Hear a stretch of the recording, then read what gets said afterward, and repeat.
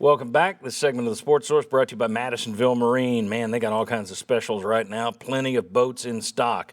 Rebates on G3 boats, on Suncatcher pontoons, and on Skeeter bass boats, all through March 31st. Get down there quickly.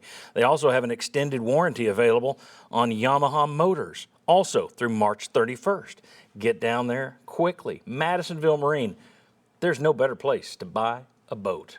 All right, we got the wipey board out now. So I wasn't going to get up and make a graphic at 4 a.m. when Lunardi updated his graphics.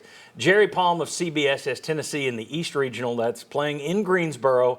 He has them as a 4 seed, playing 13 seed Yale.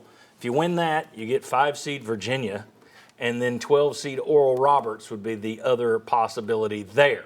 All right, let's scan on down to Joe Lunardi of ESPN in Bracket Matrix. Lunardi can come back up a little bit. There we go. Joe Lunardi of ESPN has Greensboro as the location as well. Also in the East, Tennessee is a 4 seed again against 13th seed Kent State, who Mark mentioned in that last segment. And if they win, they would play the winner of Iowa State and Charleston. That is a tough second round game.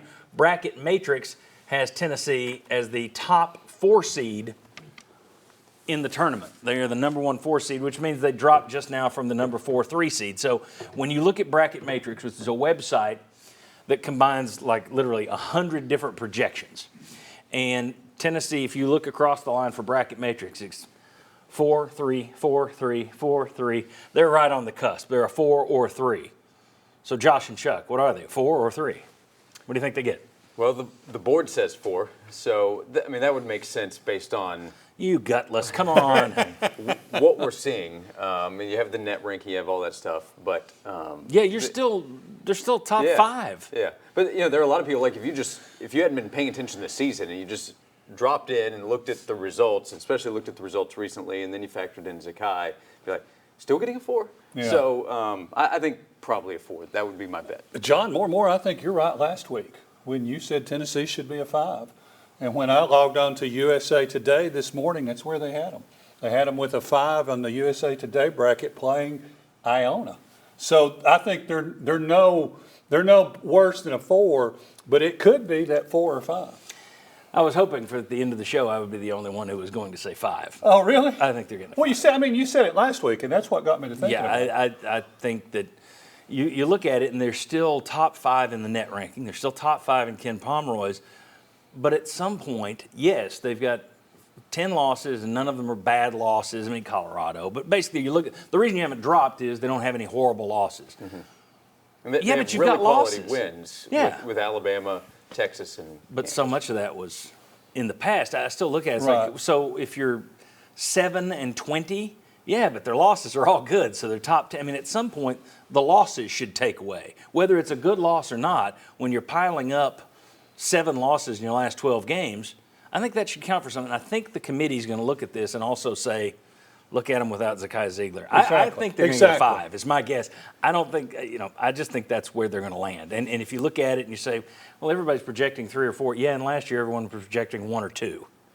You got a 3. So Yeah. the numbers suggest one thing, but you don't know what they're going to do. I think 5, and I don't think anybody should complain if they did get a 5. What are the odds, though? I mean, you still got a lot of people saying 3. No, I think that they're I don't know if you want to call it a tailspin, the last 10 or 12 games, but when you keep losing, other teams that are out there winning are going to bound to move up some. So I think you got to be bumped down a line or 2 just to be fair. Would a 5 be unfair? Well, considering every bracketologist is telling them they're going to do better than that, then is it incredibly unfair? No, you'd be dropping a line. But I'd still be a little surprised. It's funny, last year Lunardi was the one saying, yeah, Tennessee's actually going to be a little bit lower than that 2 line. They're going to be a 3. And everybody's had like, how can you say that? Yeah. And he was spot on. So he's been higher on Tennessee actually than others leading up to that. So the problem with the losses is this is a season where everybody's losing all over the place. Yeah. And everybody has flaws. Yeah. I mean, look at Purdue that we thought was so tough. Well, I mean, Kansas had a 4-game losing streak in the middle of the season, so yeah, it happened. They just got rocked yesterday, and now it's at the end of the Big 12 tournament against Texas, not Missouri. But so I just think so many teams have had so many problems. That has also helped boost Tennessee where against some of the best teams they've played, they've picked up wins. And it seems like everybody's losing players to injury. Kentucky can't get two healthy point guards on the floor. Yeah, Houston lost a key player yesterday. Houston lost a key player. Look at Florida losing Castleton. Yeah. I mean, it's just everybody. It just seems like this year's more the year for injuries for some reason. Which may set it up, and we're going to talk about this. Matter of fact, we'll talk about it next. Let's just do that. When we come back,